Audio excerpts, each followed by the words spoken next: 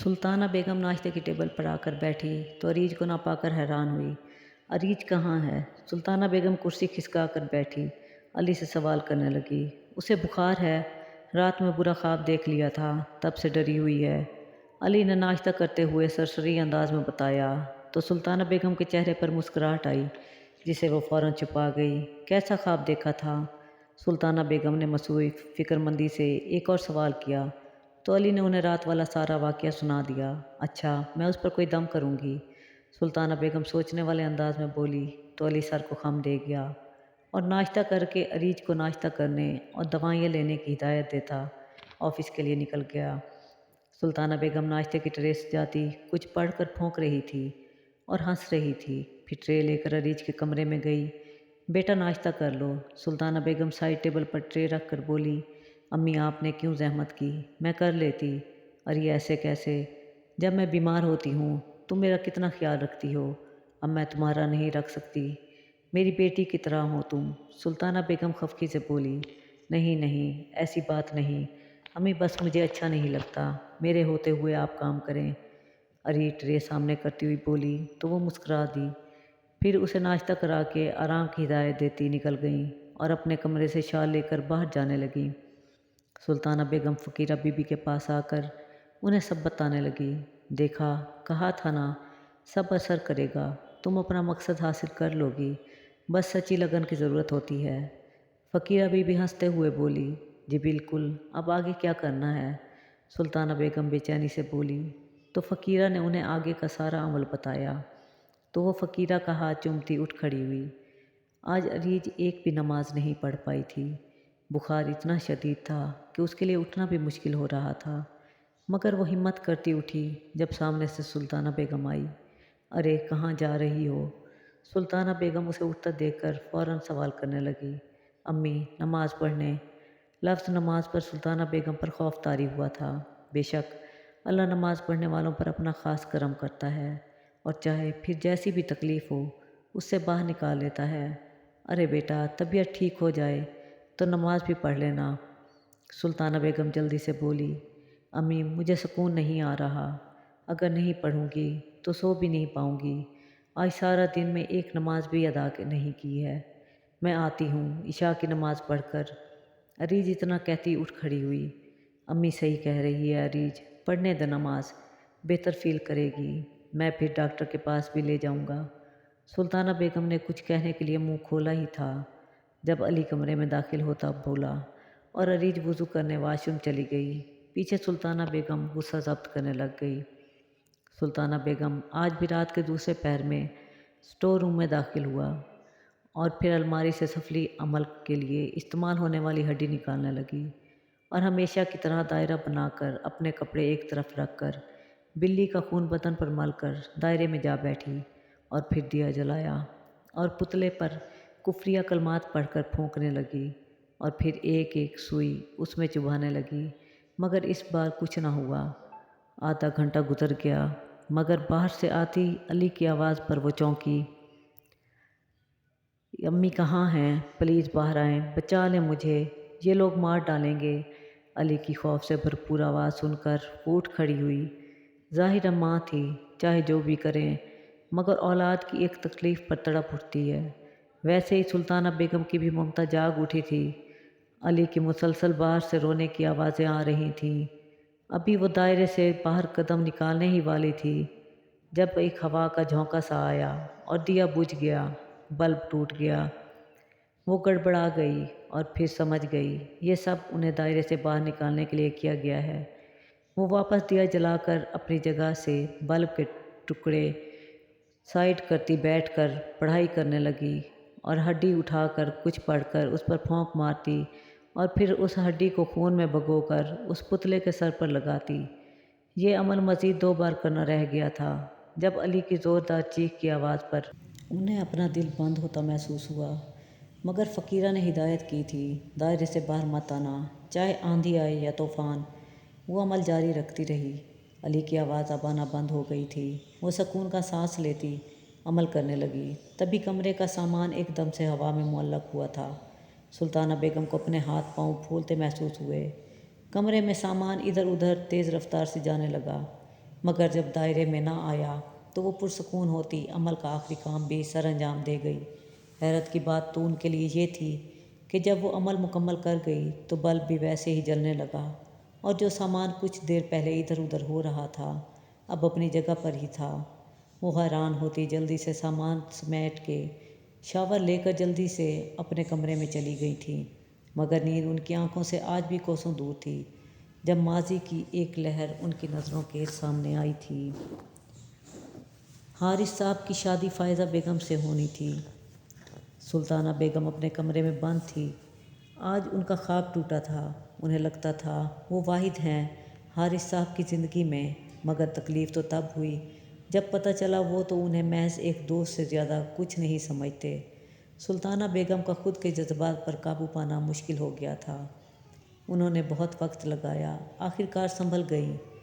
2 साल बाद सुल्ताना बेगम की शादी को 2 साल हो गए थे। उनका 1 साल का बेटा था जिसका नाम उन्होंने अली रखा था, जबकि फ़ायज़ा बेगम की कोई औलाद ना थी। दिन तेज़ी से गुज़र रहे थे। एक दिन साबिर साहब घर में दाखिल हुए और फूलती सांस के साथ बोलते हुए आ रहे थे, फ़ायज़ा के यहाँ बेटी हुई है। साबिर साहब तेज़ी से किचन में दाखिल होते सुल्ताना बेगम से बोले, जो खाना बनाने में मसरूफ़ थी। सच्ची? सुल्ताना बेगम खुशी से पागल होने के दर पे थी। मैं शाल लेकर आती हूँ, फिर देखने चलते हैं।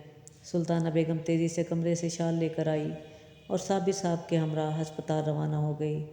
फ़ायज़ी, इसका नाम अरीज रखूँगी। सुल्ताना बेगम एक छोटी सी खूबसूरत बच्ची को गोद में लेती बोली, बिल्कुल। फ़ायज़ा बेगम मुस्कुरा कर बोली। दिन बहुत बेहतरीन गुजर रहे थे। अरीज 2 माह की हो गई थी। सुल्ताना बेगम को जो दुख हुआ था वो कहीं पीछे छोड़ चुकी थी। जब तकदीर ने एक बार फिर बाजी पलटी और एक एक्सीडेंट में हारिस साहब और फ़ायज़ा बेगम अपनी जान की बाजी हार गए और सुल्ताना बेगम अरीज को इस सब का कसूरवार समझने लगी। लोग बहुत आसानी से इंसान को कसूरवार ठहरा देते हैं, मगर ये भूल जाते हैं कि गम और खुशी दोनों ही अल्लाह की तरफ से हैं। इंसान अशरफुल मखलूक़ात है, मगर कभी कभी वो जानवर बन जाता है जो बस आईने का एक रुख देखता है और अकल को इस्तेमाल करना तो अपने ऊपर हराम कर देता है। यही सुल्ताना बेगम के साथ भी हुआ। जो आग उनके दिल में पिछले 22 साल से जल रही थी उसे हवा उनकी पड़ोसन ने दे दी थी और एक ऐसे रास्ते पर ले गई थी जहाँ जाने के बाद वापसी बहुत कम लोगों के लिए मुमकिन होती है। अस्सलाम वालेकुम। अली की आवाज़ पर सुल्ताना बेगम ने दरवाज़े की तरफ देखा। उसे इतना जल्दी घर देखकर उनकी आंखें हैरत से खुल गईं। उनके दिमाग में कल रात वाला वाक़या एकदम से ताज़ा हुआ था और वो अपनी ही सोच में गुम हो गई थी। अम्मी कहाँ खो गई? पूछेंगी नहीं, आज जल्दी कैसे आ गया? अली ने जब दोबारा आवाज़ दी तो वो अपनी सोचों के भंवर से बाहर आई थी। हाँ हाँ बताओ, तबीयत ठीक है ना? आज जल्दी कैसे आ गए? सुल्ताना बेगम की ज़बान लड़खड़ा गई। अम्मी, मेरा प्रमोशन हो गया है। इस खुशी में हम आज डिनर बाहर करेंगे। अली पुरजोश लहजे में बोला तो सुल्ताना बेगम उसे दुआएं देने लगी और कुछ सोचकर डिनर पर जाने से मना कर दिया। अली और अरीज दोनों के बहुत इसरार के बाद भी वो ना मानी। उन्हें लगा था कल का आखिरी चिल्ला उनकी ज़िंदगी खुशियों से भर देगा, मगर ये तो अल्लाह ही जानता है कि कल क्या होगा। इंसान तो बस सोच सकता है। अरीज तैयार हो रही थी जब उसे कोई नादीदा मखलूक की नज़रों की तपिश अपने ऊपर महसूस हुई। वो आईने के सामने खड़ी अपना जायज़ा ले रही थी, मगर फिर भी जब इसका वहम ख़त्म न हुआ तो मेकअप करने से पहले जाकर वज़ू कर आई और पूरे कमरे में सूरह बकरा का पानी छिड़क कर तैयार होने लगी। उसका तैयार होने का वक्त सुकून से ही गुजरा था, मगर कमरे के बाहर अचानक से तमाम लाइट्स उसे बंद होती दिखी और उसमें एक लंबे स्याह बालों वाली लड़की एक कोने बैठ कर रोती दिखी। कौन है वहाँ?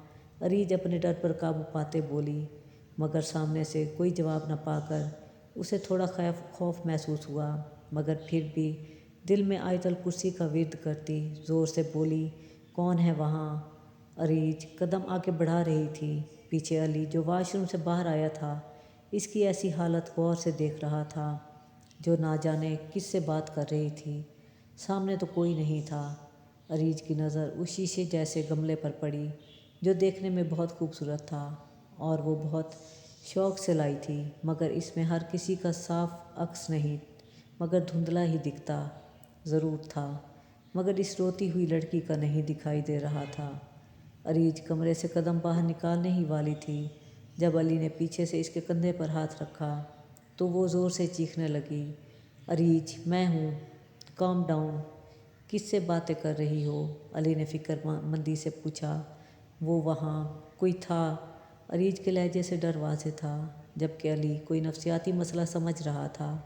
अरीज ने पीछे मुड़कर देखा, वहाँ अब कोई नहीं था।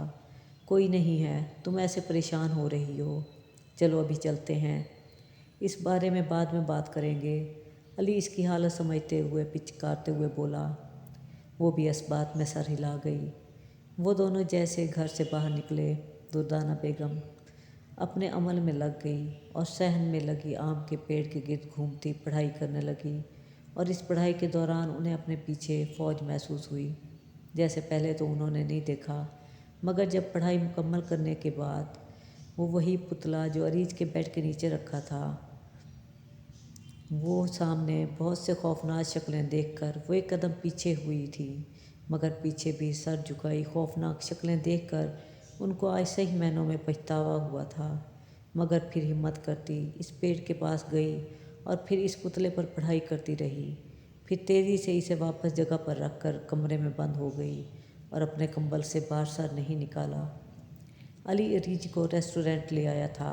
अब तो वो नॉर्मल हो गई थी।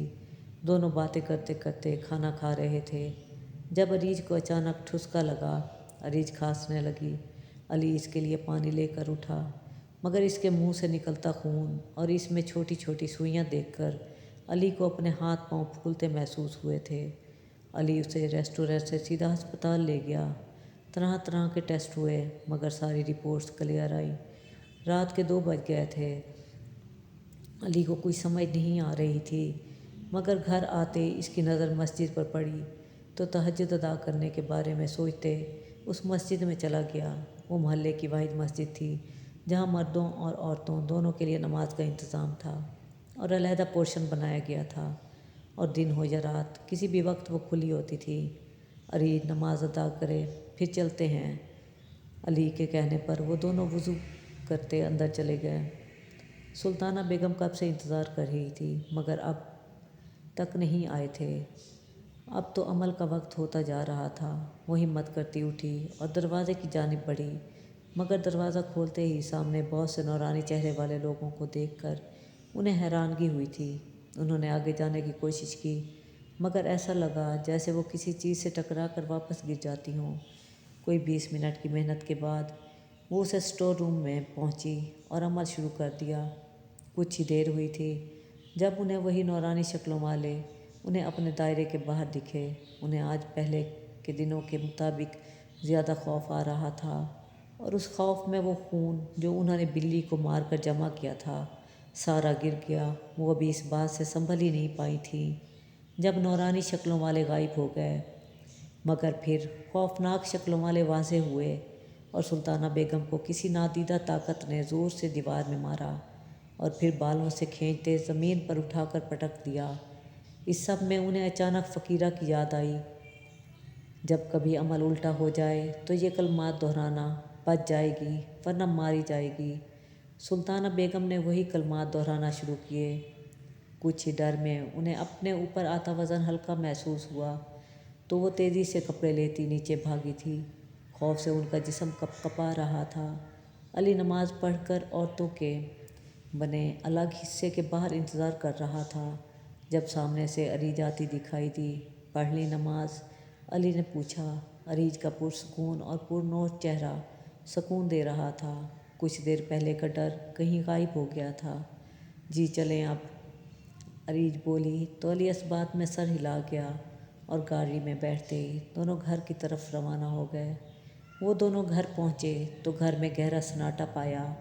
आराम से जाकर अली सो गया, मगर अरीज का जहन अब भी आज वाले वाक़े में अटका हुआ था। सुबह से सुल्ताना बेगम कमरे से बाहर नहीं आई थी। अरीज अब परेशान हो रही थी। कई बार दरवाज़ा बजने पर भी वो ना आई तो अरीज ने अली को कॉल कर दी। چشمے بد دور، کیا بات ہے، آج تو بیگم نے خود یاد کیا ہے۔ علی شوق لہجے میں بولا، علی بعد میں مذاق کر لیجئے گا، کچھ بتانا ہے آپ کو، 5 منٹ سیریس ہو جائیں۔ اریج مصنوعی غصے سے بولی، اچھا بولو سن رہا ہوں۔ علی منہ بسور کر بولا تو اریج اس کا منہ بنانا نظر انداز کرتی اپنی بات کرنے لگی۔ علی، امی دروازہ نہیں کھول رہی، کب سے دروازہ بجا رہی ہوں، کوئی بھی جواب نہیں دے رہی، مجھے بہت پریشانی ہو رہی ہے۔ اریج پریشانی سے بولی۔ اس کی بات سن کر علی بھی پریشان ہو گیا۔ میں آتا ہوں۔ علی گھبراہٹ میں اتنا کہتا کال کٹ کر کے تیزی سے آفس سے نکل گیا۔ سلطانہ بیگم کو درد کی ٹیسیں اپنے سر میں اٹھتی محسوس ہو رہی تھی اور جسم پر جگہ جگہ نیل کے نشان تھے۔ وہ پریشان بیٹھی ابھی سوچ ہی رہی تھی کہ اریج کے نماز کے وقت وہ کوئی ٹیوب لگا لیں، مگر باہر سے آتی علی کی آواز نے ان کی سوچوں کے تانوں بانوں سے انہیں باہر نکالا اور مجبوراً دوپٹہ ٹھیک سے لپیٹتی دروازہ کھولنے چلی گئیں۔ ہاں بولو بیٹا، اتنی جلدی آ گئے گھر؟ سلطانہ بیگم تحمل سے بولی، آپ دروازہ کیوں نہیں کھول رہی تھی؟ صبح سے میں اور اریج کوشش کر رہے ہیں۔ علی پریشانی سے کہنے لگا، ارے بیٹا، آنکھ لگ گئی ہوگی۔ سلطانہ بیگم علی کو مطمئن کرتی بولی، طبیعت ٹھیک ہے آپ کی؟ علی سلطانہ بیگم کے ماتھے پر انگلیاں رکھتا بولا، ہاں بیٹا میں ٹھیک ہوں، تم ایسے پریشان ہو گئے۔ سلطانہ بیگم علی کو مطمئن کرنے میں لگی تھی جب پیچھے سے اریج کھانے کی ٹرے لے کر آئی۔ امی آپ ناشتہ کر لیں، پھر بھلے آرام کر لیجئے گا۔ اریج ٹرے آگے کرتی بولی۔ ایک دم سے ان کے دماغ میں پرانی بات گھومی تھی، پھوپھو بھوک لگ رہی ہے، میں بھی بریڈ اور جیم کھانا ہے، تو جا کر خود لے لو، مجھے مت بتاؤ۔ امی آپ سے بات کر رہی ہے اریج، کہاں کھو گئی؟ کہیں نہیں، چلیں پھر اندر چلیں، کھانا کھا لیں۔ گھر میں میت رکھی ہوئی تھی، ان کی آنکھوں سے آنسو جاری تھے۔ وہ تو یہ سوچ رہی تھی کہ اگر محبت نہ بھی ملی تو خیر ہے، خوش تو ہے، مگر اللہ کے سوا کون جانتا ہے کہ کس کی زندگی کتنی ہے۔ مگر انسان تو خود غرض ہے، وہ تو بھول جاتا ہے کہ وہ خدا نہیں ہے، اس کے اوپر ایک رب ہے۔ سلطانہ بیگم اپنی ہی سوچوں کے تانوں بانوں میں مگن آنسو بہا رہی تھی جب کسی بچی کے رونے کی آواز پر چونکی تو انہیں یاد آیا حارث صاحب کی اولاد جو منحوس تھی، پیدا ہوتے ہی ماں باپ کو مار دیا، اسے بھی تو زندگی کی سرد موہریوں میں دھکیلنا ہے۔ تو اٹھ کھڑی ہوئیں اور کمرے میں گئی۔ کتنے ظالم ہوتے ہیں نا لوگ، یہ نہیں سوچتے وہ بچی منحوس کیسے ہو سکتی ہے جسے اللہ نے خود رحمت قرار دے دیا۔ آخر وہ بچی اپنے ماں باپ کو کیوں مارنا چاہے گی جو خود ابھی تک ماں باپ کا نام سے آشنا نہیں تھی، مطلب بھی ٹھیک سے نہیں جانتی۔ اگر وہ اس بات پر قادر ہوتی تو یقیناً خود مر جاتی مگر ماں باپ کو بچا لیتی۔ اس کے بھی تو ماں باپ جدا ہوئے تھے، مگر پرواہ کسے تھی؟ سلطانہ بیگم آئی اور اس معصوم 2 ماہ کی بچی کو مار کر اپنی بھڑاس نکالنے لگی، مگر باہر سے آتی صابر صاحب کی آواز پر رکی۔ سلطانہ، بچی رو رہی ہے، چپ کراؤ اسے۔ صابر صاحب، جنازہ اٹھانے کا وقت ہو گیا ہے، بتانے آئے تھے، مگر اریج کے رونے کی آواز سن کر کمرے کی طرف آتے ہوئے بولے، مگر سامنے سے خاموشی سن کر کمرے میں داخل ہوئے تو سلطانہ بیگم بچی کو گلے سے لگا کر ٹہلنے لگی، جی چپ کرانے کی کوشش کر رہی ہوں، ہو ہی نہیں رہی۔ سلطانہ بیگم نے معصومیت سے کہا، کوشش کرو، اگر نہ ہوئی تو میں بعد میں آ کر چپ کرا دوں گا۔ اتنا کہتے صابر صاحب چلے گئے۔ سلطانہ بیگم واپس اپنی بھڑاس نکالنے لگی۔ اس طرح دن گزرتے جا رہے تھے، اریج بڑی ہو رہی تھی۔ سلطانہ بیگم علی اور صابر صاحب کے سامنے اریج کو اتنا پیار دیتی کہ وہ پاگل اپنے بچپن میں ہونے کی وجہ سے ان کی جھوٹی محبت میں ان کا جارحانہ رویہ بھول جاتی، اور جب علی اور صابر صاحب موجود نہ ہوتے تو وہ اس کے ساتھ ایسا سلوک رکھتی کہ کوئی دشمن کے ساتھ بھی نہ رکھے۔ سلطانہ بیگم فقیرہ کے پاس آئی تو اسے سارا ماجرا کہہ سنایا تو اس نے 1 منٹ لگایا ہوگا اس سب کی وجہ سمجھنے میں۔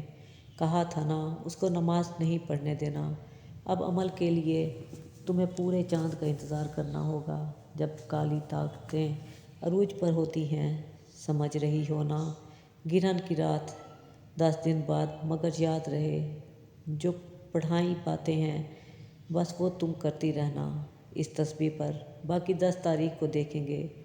جی فقیرہ بی بی۔ سلطانہ بیگم اتنا کہتی آستانے سے نکل کر سیدھا گھر پہنچی تو عریج کو عصر کی نماز پڑھتے پایا تو وہ پیچ و تاب کھاتی کمرے میں چلی گئی۔ عریج سو رہی تھی، جب کروٹ لی تو خود کو کسی بھوسے پر لیٹا دیکھ کر ایک دم سے پوری آنکھیں کھول کر ارد گرد دیکھا۔ سامنے فصلیں تھیں۔ وہ حیران تھی وہ یہاں کیا کر رہی ہے۔ جب اٹھ کر آس پاس آوازیں دے کر علی کو پکارنے لگی مگر کوئی جواب نہ پا کر اٹھ کھڑی ہوئی۔ جب سامنے سے بہت سارے لوگ کفن بندھے خون میں ڈوبے چلتے آ رہے تھے، عریج کو اپنی سانسیں بند ہوتی محسوس ہوئی۔ ابھی وہ کوئی پڑھائی یاد کرنے کی کوشش کر ہی رہی تھی جب اس کے پاس نوٹ بکھر گیا اور وہ ایک جھٹکے سے اٹھی۔ وہ گہرے گہرے سانس لے رہی تھی۔ پانی نکالنے کے لیے ہاتھ بڑھایا تو جگ میں پانی کی جگہ خون دیکھ کر اس کی چیخیں نکل گئیں۔ علی گڑبڑا کر اٹھا تو پہلے تم معاملے کو سمجھنے کی کوشش کرتا بولا، عریج یار کیا ہو گیا ہے آدھی رات کو؟ خون علی، جگ میں خون تھا۔ عریج روتے ہوئے بولتے ہوئے جگ کی طرف اشارہ کرنے لگی۔